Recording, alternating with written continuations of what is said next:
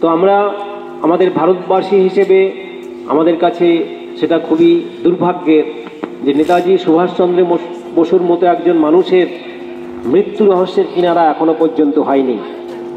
নেতাজি কেমন মানুষ ছিলেন, নেতাজি কিন্তু আজকে আমরা যে ভারতবর্ষে বাস করছি, আমাদের চতুর্দিকে তোমরা এখনো ছোট আছো, তোমাদের হয়তো এখনো সেই রকম দৃষ্টিভঙ্গিটা এখনো আসেনি, কিন্তু আজকের ভারতবর্ষের যা চেহারা, আমাদের দেশ যেদিকে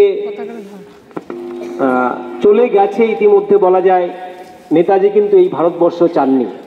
নেতাজি চেয়েছিলেন এমন এক ভারতবর্ষ যেখানে কোনো সাম্প্রদায়িকতা থাকবে না, যেখানে যুব সমাজ মাথা উঁচু করে দেশের সার্বিক উন্নতির জন্য ঝাঁপিয়ে পড়বে। নেতাজি সেই ভারতবর্ষকে চেয়েছিলেন। আমরা ভারতবাসী দেশকে স্বাধীন হিসেবে পেয়েছি, কিন্তু সেই নেতাজির স্বপ্নের ভারতবর্ষটাকে আমরা পাইনি। নেতাজির সম্পর্কে একটা মানুষ যখন ভালো কাজ করতে যায়, তার জীবনকে উৎসর্গ করে, জীবনের ঝুঁকি নিয়ে দেশমাতৃকার ভারতবর্ষের স্বাধীনতার জন্যে, মুক্তির জন্যে আন্দোলন করেছিলেন, ঝাঁপিয়ে পড়েছিলেন, জীবন বাজি রেখেছিলেন। তা সত্ত্বেও নেতাজি সম্পর্কে মানুষ কিছু ভুল মূল্যায়ন করেছিল।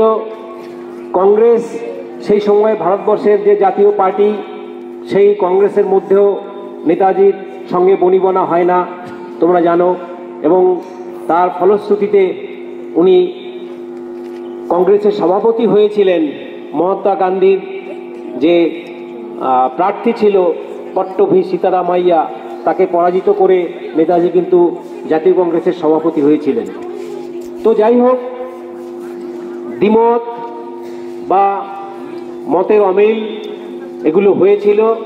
নেতাজি যেভাবে চরমপন্থার মাধ্যমে দেশের স্বাধীনতা অর্জন করতে চেয়েছিলেন, ভারতবর্ষের মধ্যেই আবার কিছু মানুষ নরম ভাবাপন্ন ছিল, ব্রিটিশদের কাছে আবেদন নিবেদন করে স্বাধীনতা অর্জন করতে চেয়েছিলেন। নেতাজি সে রাস্তায় যেতে চাননি।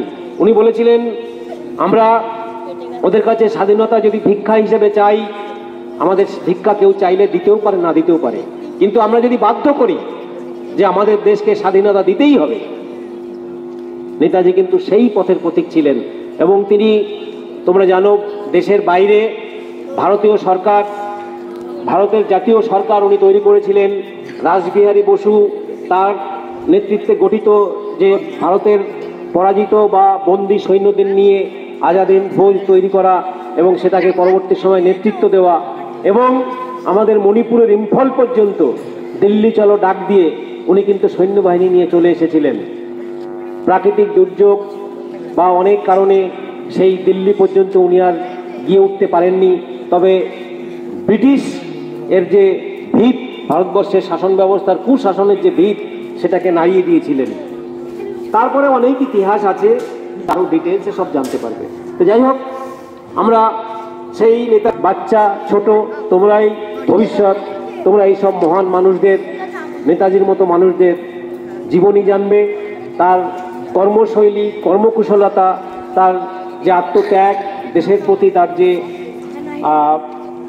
তার যে স্বার্থহীনভাবে জীবন বাজি রেখে দেশের মঙ্গলের জন্যে, দেশের মানুষের মঙ্গলের জন্যে, দেশকে স্বাধীন করার কাজে যেভাবে নিয়োজিত হয়েছিলেন, সেই কর্মধারা তোমরা কিন্তু জানবে, তোমরা দেখবে, তোমাদের ভালো লাগবে, তোমরা উৎসাহিত হবে। যাই হোক, আমরা এর পরে আমাদের গান গাইবে দেশাত্মবোধক